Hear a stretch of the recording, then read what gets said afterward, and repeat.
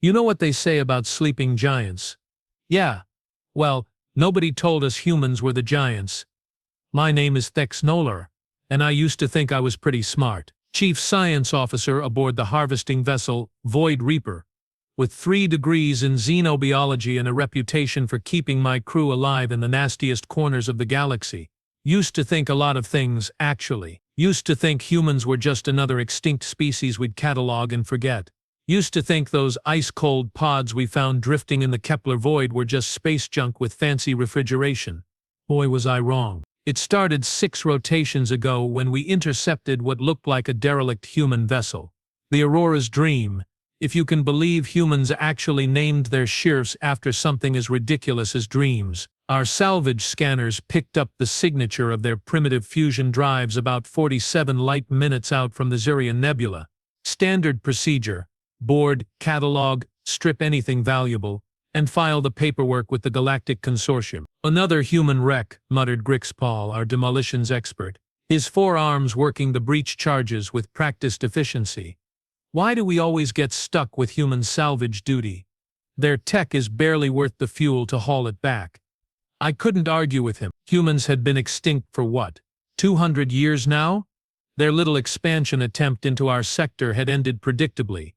War with the Zentari Collective, plague outbreaks, resource depletion. Classic pattern. We'd seen it dozens of times with other species. Start small, expand too fast, burn out. The universe has a way of humbling the ambitious. But this ship was different, bigger than the usual human scouts. 3 kilometers of twisted metal and composite plating, with massive cargo bays and what looked like a self-contained ecosystem. The kind of vessel humans built when they were planning for the long haul. Plagues. You need to see this, came the voice of Zara Kal, our chief engineer, crackling through the comm. She was already inside, doing her preliminary sweep. These humans weren't planning a short trip. I floated through the breach, my environmental suit's thrusters pushing me past twisted bulkheads and shattered viewports. The ship had taken a beating, probably from Zentari plasma cannons, judging by the scorch patterns. But the deeper sections were intact, powered down but preserved. The first thing that hit me was the size of everything. Humans built big, or at least bigger than us. Doorways that could accommodate our tallest Zentari without ducking. Corridors wide enough for 3 of my people to walk side by side. It was like stepping into a monument to excess. Power grid is completely offline, Zara Kal reported, her scanner painting green light across the walls. But I'm reading backup systems. Still functional. Environmental controls. Some kind of monitoring network. Whatever they were doing here, they wanted it to last. We moved deeper into the ship, past what looked like living quarters, cramped by their standards, luxurious by ours, and into the main cargo sections. That's where we found them. 47 cryogenic pods. Pristine, functional, and very, very occupied. Well, I will be a Zerian slug, breathed Grixpal, his demolition charges forgotten as he stared at the nearest pod. Inside, barely visible through the frost-covered viewing port, was a human face. Peaceful, sleeping, very much not dead. I ran my scanner over the pod, watching the readings with growing amazement. Life signs are stable, minimal, but stable. These units are running on some kind of quantum ternary system. They could keep running for another 1,000 years. 47 humans, Zara Kal whispered, moving from pod to pod. Men, women, even some juveniles. They are all in perfect stasis. Perfect stasis. Do you know how rare that is? Most species that try cryogenic preservation end up with brain damage, cellular degradation, or worse. We'd found maybe 3 successful stasis systems in all our years of salvage work. And here were the supposedly primitive humans, making it look easy. Should we wake them up? Grixpal asked, and I could hear the curiosity in his voice. He was always the adventurous type, probably why he worked demolitions. Absolutely not, I snapped, though I will admit the scientist in me was tempted. We don't know anything about human physiology. We could kill them just by trying. Better to bring the pods back intact and let the consortium's xenobiology department handle it. That was mistake number 1. I should have listened to the little voice in my head that was screaming warnings. Humans don't end up in cryogenic stasis by accident. They are either running from something or planning for something. Either way, it meant they were dangerous. But I was thinking like a scientist, not a survivor. We spent the next 2 days cataloging the ship and preparing the pods for transport. 47 units, each weighing about 300 kilograms with their life support systems. Our cargo bay could handle it, but just barely. The human tech was fascinating in its simplicity, where we would use gravity manipulation and quantum field generators. They relied on brute force engineering and chemical processes. Their computers were massive, room-sized affairs that probably had less processing power than my personal datapad. But everything was robust, redundant, built to last. "Look at this," Zorakal called out, pointing to a series of metal plates mounted near the cryogenic bay. They are some kind of information storage system. The plates were covered in symbols, human writing, but also mathematical formulas and what looked like star charts. I ran my universal translator over them, watching as the alien symbols converted to readable text. Project Exodus. Phase 1 complete. Recommendation: maintain stasis until suitable world identified. Estimated time to completion: unknown. Exodus. Even I knew that word from the human religious texts we'd studied. It meant journey, escape, sometimes salvation. These weren't just random survivors. These humans had been planning something big. Mistake number 2, I didn't think hard enough about what they might have been planning. We got the pods loaded without incident. 47 sleeping humans, now sitting in our cargo bay like the galaxy's most expensive collection of decorative furniture. The crew treated them like curiosities. Crix Pell even joked about turning one into a conversation piece for his quarter. Imagine the look on my mate's face when I bring home a real live human. He laughed, tapping on one of the pod's viewing ports. Best trophy ever. The humans didn't react, of course. Deep stasis, brain activity minimal, completely unaware of the universe around them. Or so we thought. It was on the 3rd day of our return voyage when things started getting weird. First, it was small stuff. Doors that should have been locked were found open. Food supplies going missing from the galley. Equipment moved from where it should have. The kind of things that happen on any long voyage when crew members get bored and start playing pranks. "Whoever's been messing with the nav computer, cut it out," growled our pilot Bextor. A massive Zentari, with anger management issues. Someone changed our course correction by 0.03 degrees. That might not sound like much, but over interstellar distances, it could add days to our trip. I ran a check on the ship's internal monitoring systems, looking for signs of malfunction or tampering.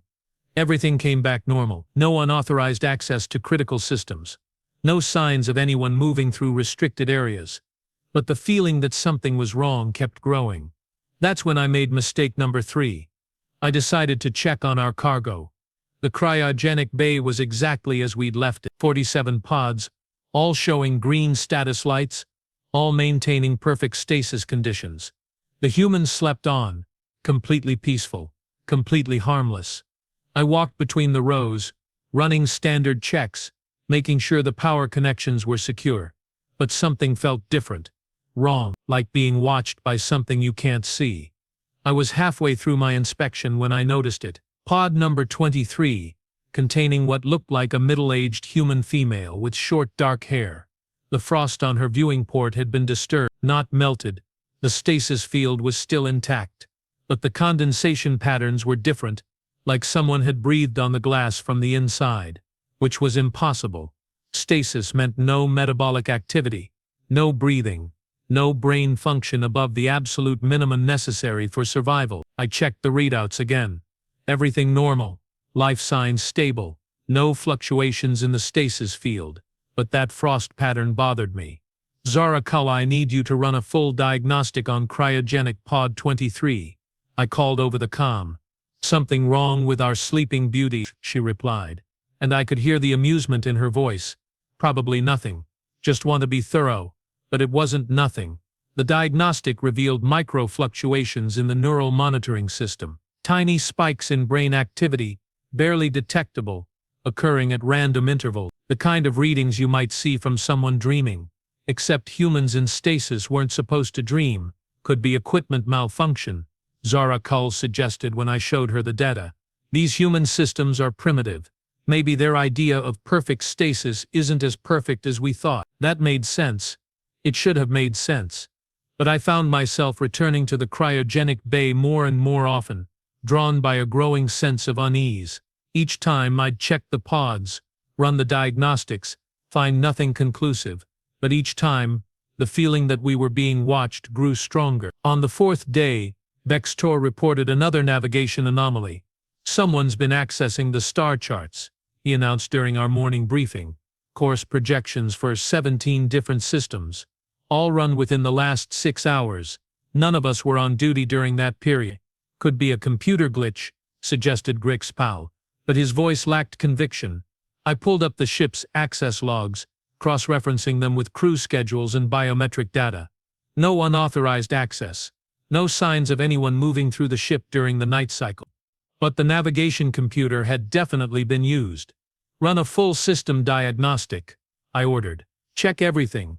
Power distribution, environmental controls, security systems. If there's a malfunction, I want to know about it. While the crew ran their checks, I found myself back in the cryogenic bay. 47 humans, sleeping peacefully, completely unaware of our growing paranoia. Or were they? This time, I noticed something different about Pod 17. Another middle-aged human, this one male with graying hair and what looked like old scars on his visible hand. The bio-readouts were showing the same micro-fluctuations I'd seen in Pod 23, neural activity beyond what stasis should allow. I expanded my scan to include all 47 pods. The results made my blood run cold. 31 of the 47 pods were showing abnormal neural readings. Not random spikes, patterns, complex, organized patterns that looked almost like communication. That's impossible, I muttered, staring at the data. They are in stasis. Deep, perfect stasis. There's no way they could be, but even as I said it, I was pulling up more detailed scans, monitoring brainwave patterns, tracking the microfluctuations, looking for any sign of coordinated activity. And there it was, a pattern of neural pulses moving from pod to pod like a wave, starting with pod 1, rippling through the entire group, then returning to the source. It was faint, barely detectable even with our most sensitive equipment. But it was there. The humans were talking to each other, in stasis, while unconscious, using some kind of shared neural network that our scanners could barely detect. Zara Kull, I called, trying to keep the panic out of my voice. I need you in the cryogenic bay, now. She arrived within minutes, toolkit in hand, ready for whatever technical crisis I'd discovered. But when I showed her the neural readings, her 4 eyes went wide with disbelief. This can't be right, she said, running her own scans. Stasis inhibits all higher brain functions. There's no way they could maintain any kind of conscious communication. Then how do you explain this? I pointed to the wave pattern moving through the pods again, more complex this time, like they were having an actual conversation. Equipment malfunction. Has to be. Maybe the human stasis systems are interfering with our scanners somehow. But I could see the doubt in her expression. The same doubt that was eating at me. We were dealing with something we didn't understand. Something that shouldn't be possible. That night I couldn't sleep. I kept thinking about those neural patterns, about the navigation anomalies, about the growing feeling that we were no longer in control of our own shed. Every shadow seemed to hide a threat. Every sound might be something moving through the corridors. At 0300 hours, the ship's proximity alarms started screaming. I rushed to the bridge, where Bextor was already at his station, his massive hands flying over the controls. Unknown contact, he reported. Small vessel, approaching fast from our port side. No response to hail attempts. Identification, I demanded, strapping myself into the command chair. Nothing in our databases.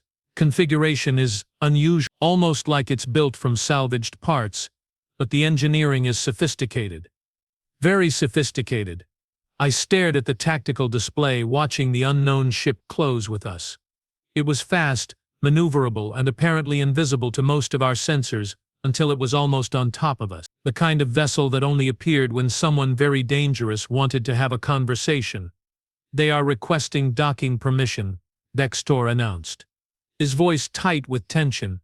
Before I could respond, my personal communicator chimed with an incoming message, text only. In perfect consortium standard. Vex Noller of the Void Reaper. We need to talk. You have something that belongs to us. The message was signed with a single name, Kane. Human name. And somehow I knew exactly who Kane was. One of our sleeping cargo. Pod number 1. The first human I'd scanned, the one showing the strongest neural patterns. Except Kane was still in stasis, still unconscious, still supposedly unable to communicate with the outside universe. Sir? Vextor was waiting for orders, his hand hovering over the weapons console. I looked at the tactical display again. One small ship against our heavily armed salvage vessel. We had the advantage in firepower, armor, and crew size. But somehow, I knew those advantages meant absolutely nothing. Grant docking permission, I said quietly. Mistake number 4. But at that point I was beginning to suspect our mistakes had been planned for us all along. The unknown ship docked with mechanical precision, magnetic clamps engaging with our airlock systems like they'd done it 1,000 times before. Our internal sensors showed 4 life forms entering through the boarding tube. Human life forms. Which was impossible because we'd only encountered one human ship, and all its occupants were sleeping in our cargo bay. Atmospheric readings are normal, reported Zara Cole from her engineering station. Whatever they are breathing, it's compatible with our air mixture. The 4 figures moved through our ship with confident familiarity, heading directly for the main conference room without needing direction. They knew our ship's layout better than some of our own crew members.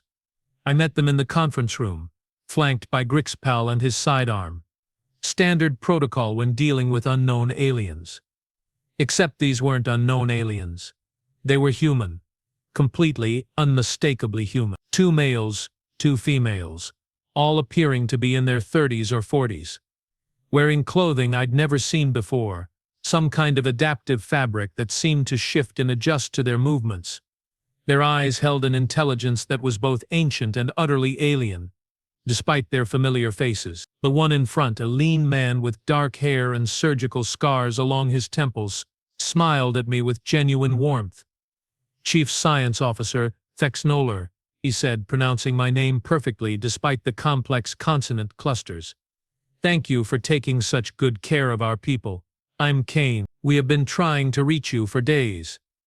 You are supposed to be in stasis, I managed, my voice barely steady. Kane's smile widened. I am in stasis. We all are.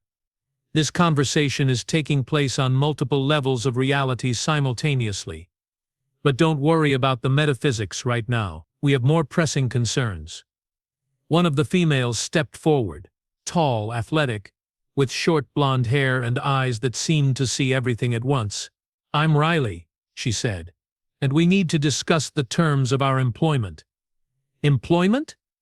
I looked between them, struggling to understand. You are salvage. Cargo. We are returning you to the consortium for study. No, said Kane, still smiling that unsettling smile. You are not. The temperature in the room seemed to drop several degrees. Not actually, my environmental suit was still reading normal atmospheric conditions. But something about Kane's tone carried a promise of consequences that made my survival instincts scream warnings. The 47 individuals you have collected represent the first wave of a much larger project, continued Riley. Project Exodus.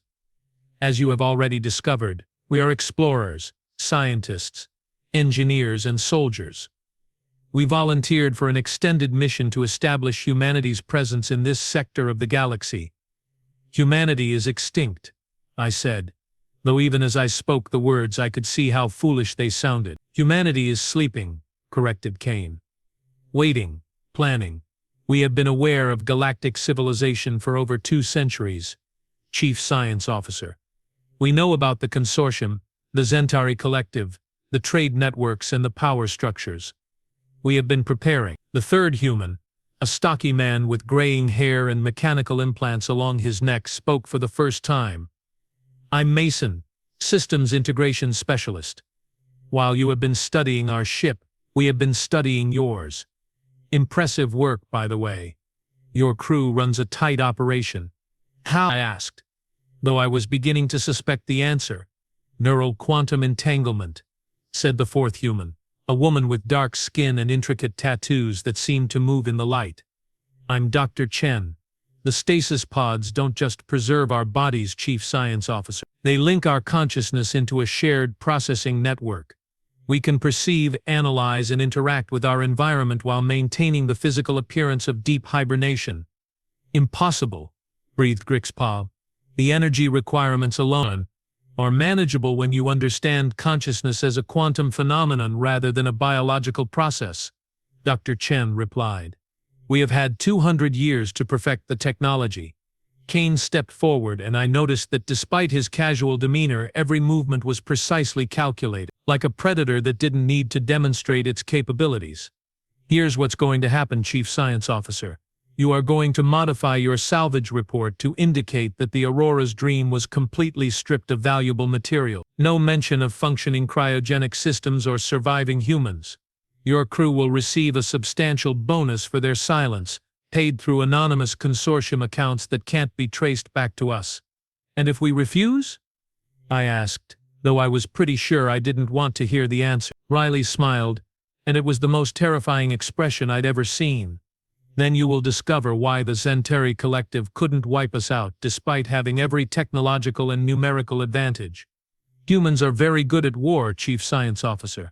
You have had a lot of practice. Mason tapped something on his wrist, and every system on our ship shut down simultaneously. Life support, gravity, weapons, communications, navigation, everything. You were suddenly floating in a metal tomb, surrounded by the vast emptiness of space. Then, just as suddenly, everything came back online.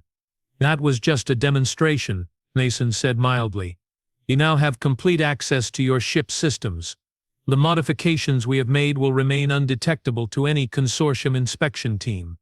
Consider it a professional courtesy. I stared at them, mind reeling with the implications. What do you want? Partnership, said Kane. We need a cover story for our presence in this sector. Freelance salvage operators who occasionally discover useful technology or information.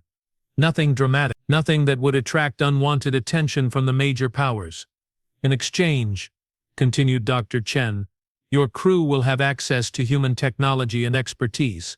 Do you have any idea what 2 centuries of forced evolution can accomplish? We have solved problems your species hasn't even recognized yet. Why us? I asked. Why not approach the consortium directly? Kane's expression grew serious. Because the consortium would try to control us, study us, use us, and that wouldn't end well for anyone involved. We prefer to work with individuals who understand the value of mutual benefit. Riley leaned forward across the conference table. Your crew is competent, professional, and discreet. You operate in the gray areas of galactic law, which makes you ideal partners for our purposes. Plus, you have already proven you can handle unusual cargo without asking too many questions.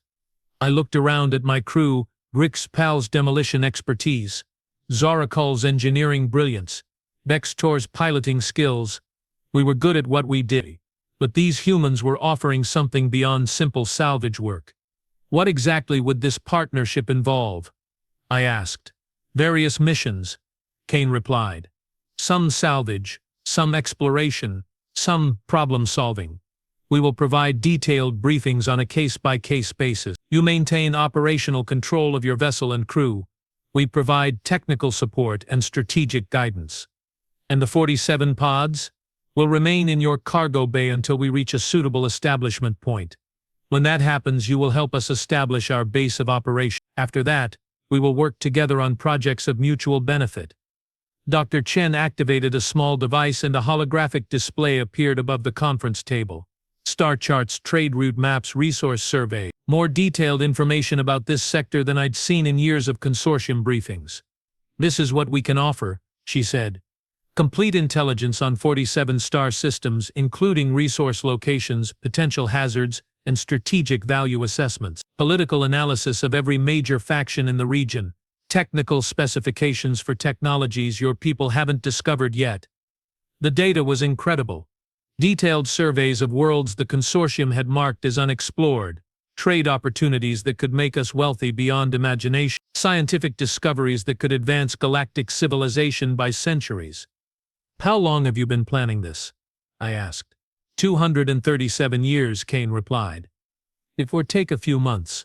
We are very patient when we need to be. Riley stood up, smoothing down her adaptive clothing. We will give you time to discuss this with your crew. But understand, Chief Science Officer, this isn't really a choice. You have already been exposed to our technology and our plan. The only question is whether you want to be our partners or our problems. The threat was subtle but unmistakable. These humans had technology we couldn't understand, resources we couldn't trace, and plans we couldn't predict. They'd already demonstrated complete control over our ship's systems. Refusing their offer would likely result in something much worse than death. But as I looked at the intelligence data still rotating above the conference table, I realized I didn't want to refuse. This was the opportunity of several lifetimes, a chance to be part of something larger than simple salvage work. I will need guarantees, I said. Protection for my crew, fair compensation, and complete honesty about mission parameters. Kane nodded approvingly. Acceptable term. We will formalize the agreement once you have had time to consult with your people.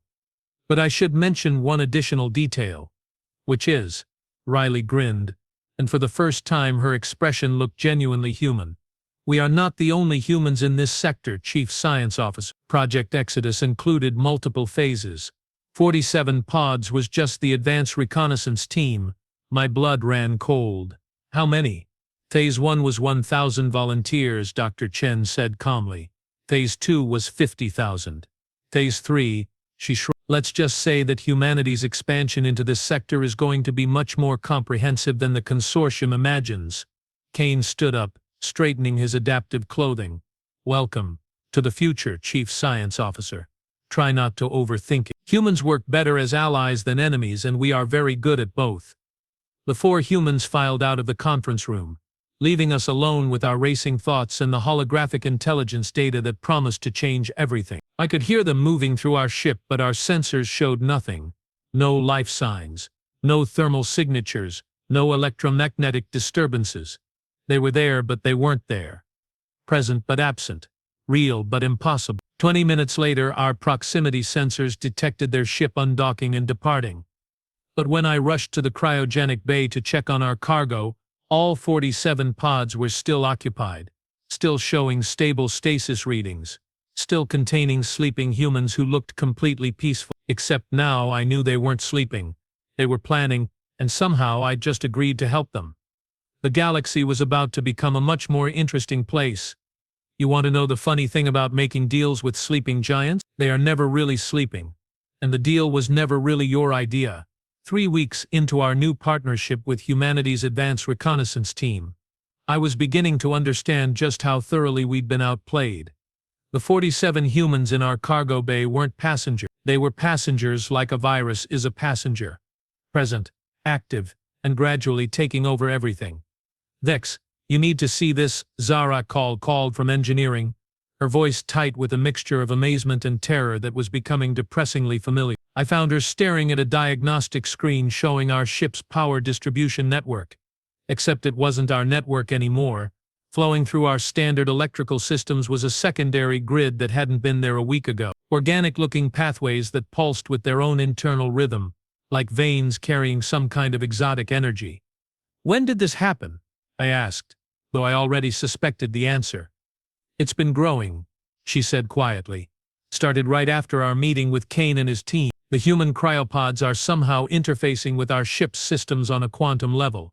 They are not just monitoring us anymore. They are integrating with us. I ran my own scans, watching in fascination as the readings came back. The secondary network was incredibly sophisticated, running parallel to our existing systems without interfering with normal operations. But it had access to everything. Navigation, communications, life support, weapons, even the personal data storage units in our individual quarters. How much access do they have? I asked. Sorakal's 4 eyes went wide. All of it. They could probably tell you what I had for breakfast 3 days ago if they wanted to. As if on cue, my personal communicator chimed with an incoming message. Text only. Signed with Kane's name, purple algae paste, with synthetic fruit extract. Nutritious choice, Sora call. We recommend adding trace minerals to improve calcium absorption. I showed her the message. Her expression shifted from amazement to outright panic. They are reading our personal files, she whispered. Our medical records, our family communications, our financial data, everything. And they are offering dietary advice, I added, trying to inject some humor into the situation. It didn't work. Nothing about this situation was actually funny. That's when Bextor's voice crackled over the ship-wide comm system. All hands to battle stations. Unknown vessels approaching. Multiple contacts, moving fast. I rushed to the bridge, where our massive pilot was already running evasive maneuvers. The tactical display showed 6 ships closing on our position. Sleek predatory designs that I didn't recognize from any consortium database. Zentari hunting pack, growled Bextor, his 4 arms working the flight controls with practiced efficiency. Military configuration. They are not here for a friendly conversation. The Zentari Collective, humanity's old enemies, still bitter about losing their war of extermination 2 centuries ago. If they'd detected human signatures aboard our vessel, this was about to become very unpleasant. Very quickly. Incoming transmission, announced Grix-Pow from the communications station. The main viewer activated, showing the scaled, reptilian features of a Zentari war commander. His crest was fully extended in threat display, and his eyes held the kind of predatory intelligence that had made his species the most feared military force in the galaxy. Salvage vessel Void Reaper, he hissed, his voice carrying the subsonic harmonics that Zentari used to intimidate their enemies. You will surrender your cargo and submit to immediate boarding. We have detected human biosignatures aboard your vessel. There are no active humans aboard this ship, I replied, technically telling the truth. We are carrying salvage from a derelict vessel. Standard consortium documentation is available for review. The Zentari commander's eyes narrowed. Human biosignatures do not lie, alien. You will comply with our demands or face the consequences. Before I could respond, Kane's voice spoke softly from directly behind me. I wouldn't do that if I were you. I spun around. The bridge was empty except for my crew, but Kane's voice had been unmistakably real, coming from everywhere and nowhere at once. Kane? I called softly, still in stasis, Chief Science Officer. But we are monitoring the situation. The Zentari are making a serious mistake. On the tactical display, the 6 hunting ships were moving into attack formation. Weapons charging, shields at maximum, preparing for what they expected to be an easy victory against a lone salvage vessel. They outnumber us 6-1, Bextor reported grimly. Superior firepower, better shields, and military-grade targeting systems. We are not going to win this fight. No, agreed Kane's disembodied voice. You are not, but we are. The temperature on the bridge dropped 10 degrees. Every system on our ship began operating at peak efficiency, far beyond normal parameters. Our weapons systems, which had been offline for maintenance, suddenly came online with targeting solutions already locked onto all 6 Centauri vessels. What's happening? Demanded Grix-Pow, staring at his console as weapons targeting data flowed across his screens faster than he could read. The humans are taking control, I said, watching in amazement as our ship's systems began performing maneuvers that shouldn't have been possible. They are fighting back. The first Centauri ship opened fire, plasma cannons lighting up space with deadly energy. But our ship moved like it was alive, dodging between the incoming blasts with impossible precision. Our return fire was even more impressive, not the wild, desperate shots of a cornered salvage vessel, but the calculated surgical strikes of something that knew exactly what it was doing. Impossible, breathed the Zentari commander, as our first salvo punched through his lead ship's shields and disabled its main weapons array. No salvage vessel has that kind of firepower. Kane's voice spoke again, now carrying a note of grim satisfaction. Commander Sek Thul of the 4th Centauri Hunting Fleet, participant in the Kepler system raids, responsible for the destruction of 17 human colonies and approximately 40,000 civilian casualties. The Zentari commander's crest flattened against his skull. How do you know my name? We know many things, Commander, including the fact that your hunting fleet has been operating in violation of 3 separate consortium peace treaties. Your government disavowed your activities 6 months ago. While Kane spoke, our ship continued its impossible dance through the Centauri formation. 2 more enemy vessels took critical hits, their engines failing and weapons systems going offline. We weren't just winning, we were dominating. This is impossible, Sekthul snarled. Human technology is primitive, obsolete. You were extinct. Evolution is a wonderful thing, Riley's voice joined the conversation, coming from the ship's communications array. 200 years of forced adaptation can accomplish remarkable things. Would you like a demonstration? Before the Centauri commander could respond, something extraordinary happened. Our ship's hull began to change. Armor plating shifted and reconfigured, revealing weapon systems that definitely hadn't been there when we'd begun this journey. Energy collectors that looked like they belonged on a battleship. Shield generators that hummed with power levels far beyond anything in our original design specifications. Retropic complete, announced Dr. Chen's voice. All systems operating within acceptable parameters. I stared at the tactical display, watching as our power readings climbed to levels that should have been impossible for a vessel our size. The humans hadn't just taken control of our ship, they'd been rebuilding it. The salvage vessel Void Reaper no longer exists, Kane announced to the Centauri fleet. You are now facing the human exploration vessel New Horizon. We suggest you withdraw immediately.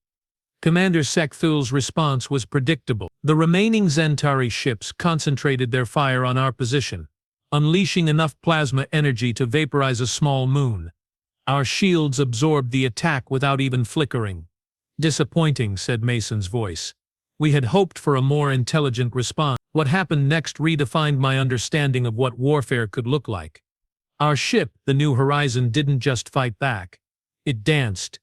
Every movement was calculated for maximum efficiency, every shot placed with surgical precision. Within minutes, all 6 Centauri vessels were floating dead in space, their crews alive but their ships completely disabled.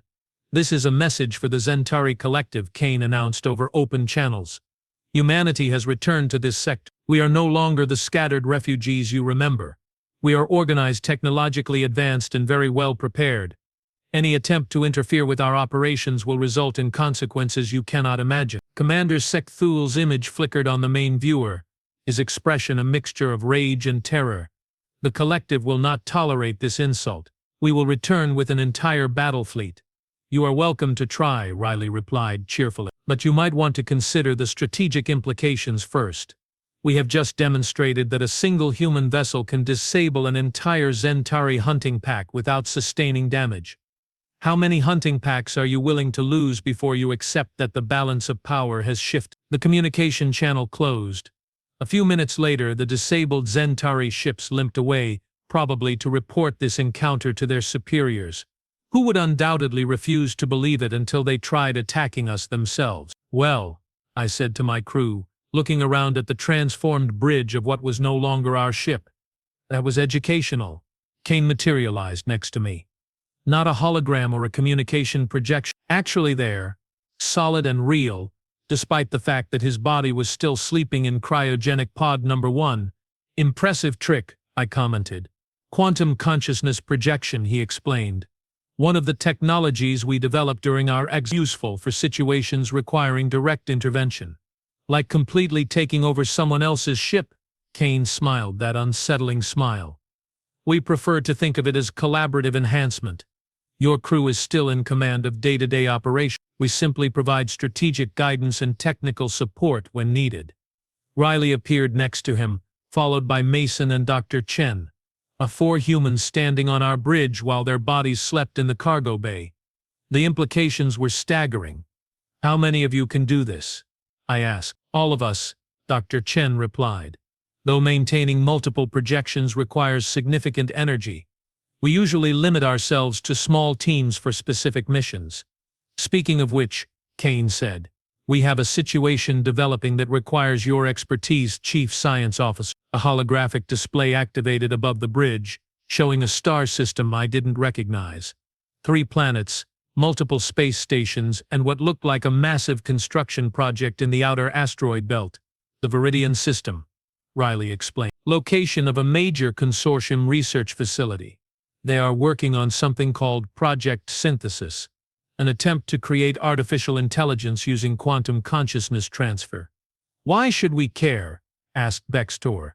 Because they are using stolen human technology, Mason said grimly. Technology they obtained by dissecting human survivors captured during the war with the Zentai. Our people are being used as experimental subjects. The temperature on the bridge seemed to drop another 10 degrees. When humans talked about their own people being used as experiments, their voices carried a coldness that made my survival instincts scream warnings.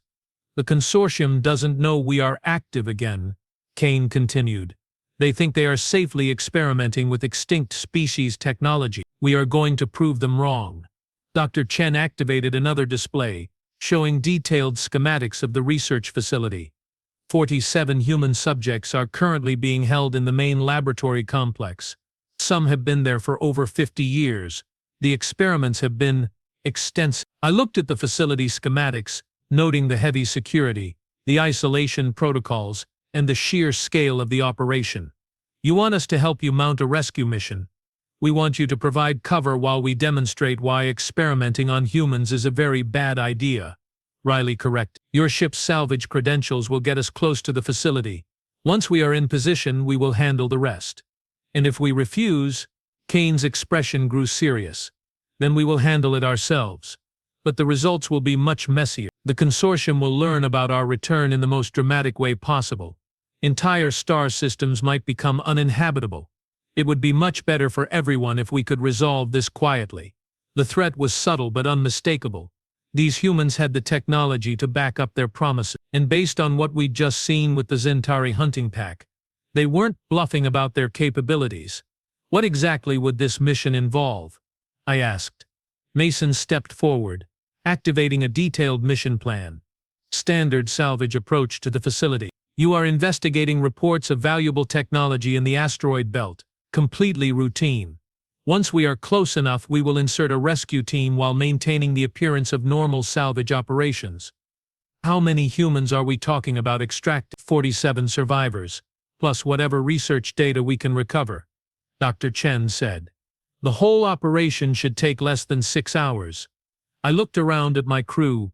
Rixpal was studying the facility schematics with professional interest. Sarah Cole was running calculations on our ship's new capabilities. Bextorus was already plotting approach vectors that would minimize our exposure to the facility's defensive systems. The payment? I asked. Kane smiled.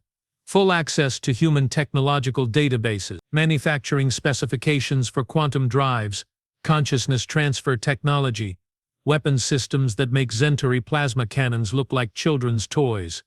Enough information to make your crew the most advanced independent operators in the galaxy. It was an incredible offer, the kind of technology that could revolutionize galactic civilization. But I was beginning to understand that deals with humans always came with hidden costs. What aren't you telling me? I asked. Riley's expression grew serious. The facility is defended by more than just consortium security forces. They have been experimenting with the consciousness transfer technology. Some of their artificial intelligences have become problematic. The rescue mission might involve dealing with entities that don't follow conventional rules of engagement. Hostile AIs, hostile consciousness patterns that exist in quantum space, Dr. Chen corrected. They can manipulate reality in ways that most species don't understand. The consortium thinks they have them contained, but they are wrong. Kane stepped closer, his projection becoming more solid somehow. This is why we need partners who can adapt to unusual situations. The kind of operators who don't panic when faced with the impossible. I thought about our encounter with the Zentari hunting pack, about the impossible maneuvers our ship had performed, about the 47 humans sleeping in our cargo bay who could somehow project their consciousness across space while maintaining perfect stasis. Everything about this situation was impossible, but it was also the opportunity of several lifetimes. When do we leave? I asked. The mission began 18 hours later. Our approach to the Viridian system was completely routine, exactly the kind of salvage investigation that independent operators conducted dozens of times each year. Our registration and documentation were perfect. Our story was plausible, and our ship's systems showed nothing unusual to casual scans. but I could feel the 47 humans in our cargo bay, their consciousness patterns humming with anticipation. They were planning something much more complex than a simple rescue mission. "Consortium facility is hailing us," Bextor reported as we entered the system's outer sensor range. The main viewer activated, showing a middle-aged human woman in Consortium research uniform. She looked tired, stressed, and vaguely suspicious of everything around her. "Salvage vessel, New Horizon," she said, reading from our modified registration. "I'm Director Lynn Park of Research Station Omega. You are not scheduled for operations in this system." "Routine investigation," I replied smoothly. "We received reports of valuable technology in the asteroid belt. Standard independent contractor work." "What kind of technology?" Before I could answer, Kane's voice whispered in my ear, too quiet for the communication system to pick up. "Tell her you are investigating reports of quantum processing equipment. Mention the possibility of consciousness transfer components." I repeated Kane's words, watching Director Park's expression carefully. Her eyes widened slightly at the mention of consciousness transfer technology. "That area is restricted," she said quickly. "Consortium research operations are ongoing. You will need to maintain a minimum distance of 50,000 kilometers from the main facility." "Understood," I replied. "We will keep clear of your operation." The communication ended, but I noticed that Director Park looked more worried than relieved. Something about our presence was making her nervous. "Interesting reaction," commented Riley, her projection appearing beside me. "She's afraid we might discover something specific." Over the next 4 hours, we conducted a perfectly routine salvage survey of the asteroid belt, collecting samples and running standard analyses. But our real work was happening on frequencies that consortium sensors couldn't detect. The 47 humans in our cargo bay had extended their consciousness network throughout the system, mapping every ship, every station, every defensive system. They were conducting reconnaissance that would have taken a conventional intelligence operation months to complete. "Target facility located," Dr. Chen announced. 47 human subjects confirmed. They are being held in isolation chambers designed to prevent quantum consciousness projection. "Defensive systems?" I asked. "Extensive," Mason replied. "But designed to stop conventional attacks. They are not prepared for quantum space infiltration." Kane's projection solidified, becoming more real than the rest of my bridge crew. "It's time, Bextor. Set course for the facility. Standard salvage approach, but be ready for emergency maneuvers." As we approached Research Station Omega, I could see the true scale of the consortium's operation. The facility was enormous, built into an asteroid the size of a small moon. Dozens of ships moved between docking bays, and the energy readings suggested power generation that could supply an entire star system. "They are doing more than experimenting with consciousness transfer," Zarakul observed, studying our sensor readings. "This is a full-scale production facility." "Producing what?" I asked. "Artificial humans," Kane said grimly. "They are trying to create a slave species using our technology and our people's consciousness patterns. Every human they have captured is being used as a template for mass production." The implications hit me like a physical blow. The consortium wasn't just conducting research. They were committing genocide on an industrial scale, using stolen human technology to create replacements for the species they'd helped drive to extinction. "Change of plans," Kane announced. "We are not just conducting a rescue mission. We are shutting down the entire operation." Before I could ask what that meant, every system on Research Station Omega went dark simultaneously. Emergency lighting activated throughout the facility, and I could see ships scrambling to launch from the docking bays. "What did you do?" I asked. "Introduced a quantum virus into their consciousness transfer network," Dr. Chen replied calmly. "Every artificial intelligence they have created is now under our control. The facility's computer systems are experiencing catastrophic failure." Riley's projection moved to the tactical display, pointing to various sections of the station. "Rescue teams are now extracting our people. Estimated completion time, 43 minutes. And after that?" Kane smiled, and for the first time his expression looked genuinely human. Warm, caring, and absolutely terrifying in its implications. After that, we send a message that the galaxy will never forget. What happened next redefined my understanding of what humans were capable of when properly motivated. The 47 consciousness patterns in our cargo bay reached out across quantum space, connecting with hidden human installations throughout the galaxy, installations that had been waiting for over 2 centuries for this moment. Research Station Omega wasn't just being shut down. It was being systematically disassembled by forces that existed in multiple dimensions simultaneously. Every piece of stolen technology, every research file, every artificial consciousness was being analyzed, catalogued, and either destroyed or absorbed into the growing human network. Phase 2 of Project Exodus is now active, Kane announced over open channels to every ship in the system. 50,000 human volunteers are waking up across 17 star systems. We are no longer hiding. The main viewer activated, showing Director Park in what looked like an emergency command center. Behind her, alarms were flashing and technicians were running in panic. "What have you done?" she demanded. "We have reclaimed our people and our technology," Riley replied. "Every human subject in your facility is now free.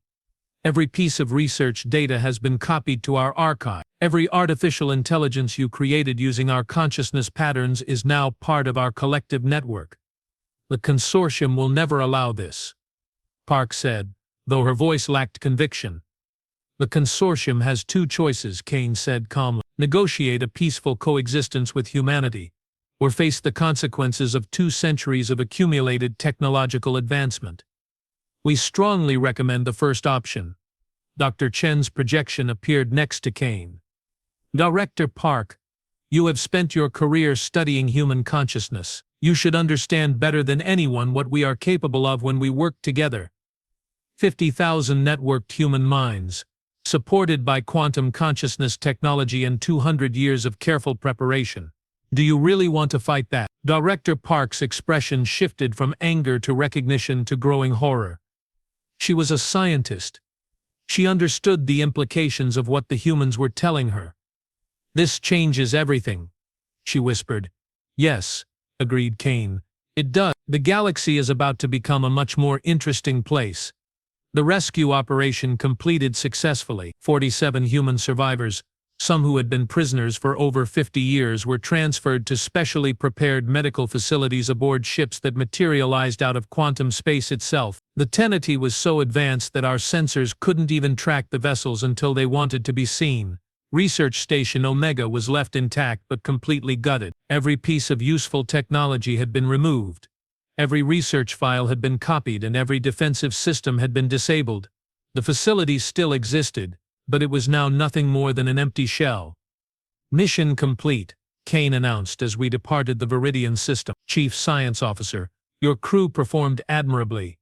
The partnership is proving beneficial for all parties involved." I looked around at my transformed ship, my modified crew, and the 47 sleeping humans who had somehow orchestrated the most successful military operation I'd ever witnessed. "What happens now?" I asked. "Now we begin the real work," Riley replied. 50,000 humans are establishing bases throughout this sector. They will need supplies, transportation, technical support, and diplomatic connections. Your crew will be our primary liaison with the existing galactic infrastructure. And in exchange, Kane handed me a data crystal that contained more technological information than the consortium had accumulated in the past 1,000 years. Complete access to human innovation, quantum drives, consciousness transfer technology, reality manipulation systems, and technologies we haven't even begun to explore yet. I stared at the crystal, understanding that it represented power beyond imagination. The kind of power that could reshape galactic civilization. "There's one condition," Dr. Chen added. "Everything you learn, everything you build, everything you become remains connected to the human collective network. We don't work with independent contractors anymore. We work with partners." The implication was clear. Accepting their technology meant becoming part of their larger plan. We would no longer be just salvage operators working the gray areas of galactic law. We would be agents of humanity's return to galactic prominence. And if we refuse, Kane's smile never wavered, then you will spend the rest of your lives wondering what you could have accomplished if you'd been brave enough to join the future. I looked around at my crew.